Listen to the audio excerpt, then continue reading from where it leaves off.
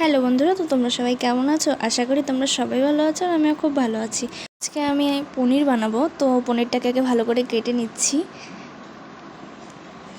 তো আমি যখন পনিরগুলো কাটছিলাম তখন আমার কাঁচা পনিরগুলো ছিল, তো আমার তো খুবই ভালো লাগে পনির খেতে। তো আমি কাটছিলাম আর একটা করে খাচ্ছিলাম। তো তোমাদের কীরকম লাগে একটু জানিও আমাকে। তো দেখো আমার পনিরগুলো কাটা কমপ্লিট হয়ে গেছে। তারপর দেখো অল্প লবণ দিয়ে দিয়েছি আর অল্প হলুদ গুঁড়ো দিয়ে দিয়েছি, দিয়ে ভালো করে মেখে নেব। তারপর দেখো আমার মাখা কমপ্লিট হয়ে গেছে। একটু কড়াইতে তেল দিয়ে দিয়েছি। তেল দেওয়ার পর আমি পনিরগুলোকে ছেড়ে দিচ্ছি। তো দেখো তারপর সবগুলো পনির আমি দিয়ে দিয়েছি কড়াইতে, দিয়ে তারপর দেখো আমার পনিরগুলো সবগুলো ভাজা কমপ্লিট হয়ে গেছে। এখন আমি তুলে নেব একটা পাত্রতে। চলো আগে আমি পাত্রতে তুলে নিই। তারপর দেখো সবগুলো পনির আমি বাটিতে তুলে নিয়েছি। তারপর দেখো আবার একটু তেল দিয়ে দিয়েছি, একটু পাঁচফোড়ন দিয়ে দিয়েছি, একটু তেজপাতা দিয়ে দিয়েছি। তো এটা সোমবার দিয়ে দিয়েছি। তারপর দেখো আমি আলুগুলো ছেড়ে দিলাম ভাজা ভাজা করার জন্য। সবগুলো আলু আমি দিয়ে দিয়েছি। তো তারপর দেখো আমি ভালো করে নাড়িয়ে নিচ্ছি। তারপর দেখো একটু হলুদ দিয়ে দিয়েছি আর একটু লবণ দিয়ে দিয়েছি। তো ভালো করে এটাকে নাড়িয়ে নিচ্ছি। তো দেখো আমার রান্না করার আগে মা ভাত আর ডালটা করে নিয়েছে, আর তারপর দেখো নিরামিষ তরকারি করেছে। তো মা বলল যে আমার ভাত ডাল তো সব কমপ্লিট হয়ে গেছিলো, তুই তো একটু আগে আসলে সম্পূর্ণটাই করতে পারতি। তো আমি বললাম ঠিক আছে, সম্পূর্ণটা করতে পারিনি তো কী হয়েছে, আমি অর্ধেক থেকে করিনি, পনির তরকারিটাই করে নিই। তারপর দেখো মশলাটা যেটা ছিল ওটা আমি দিয়ে দিয়েছি।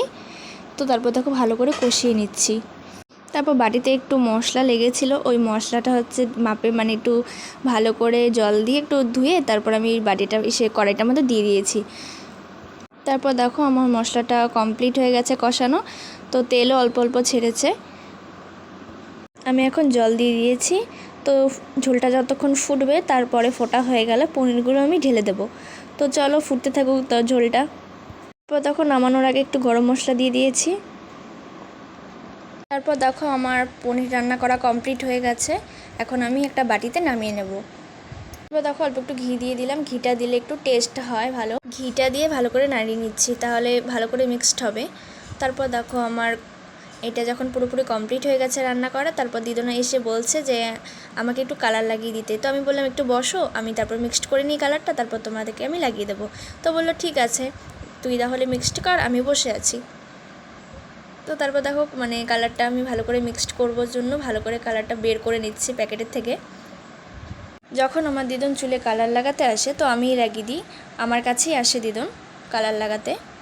তারপর দেখো দুটো যে প্যাকেটের মধ্যে কালারগুলো ছিল ওটা বের করে ভালো করে মিক্সড করে নিচ্ছি। আমার দিদুনের মাথার চুল পুরো পেকে গেছে, তার জন্যই কালার করে দিচ্ছি। তারপর দেখো আমি চুলে ভালো করে কালারটা লাগিয়ে দিচ্ছি। তারপর দেখো তোমাদের সাথে কথা বলতে বলতে আমার কালার লাগানো কমপ্লিট হয়ে গেছে। তা ভিডিওটা ভালো লাগলে লাইক কমেন্ট শেয়ার আর সাবস্ক্রাইব করতে ভুলো না। টাটা।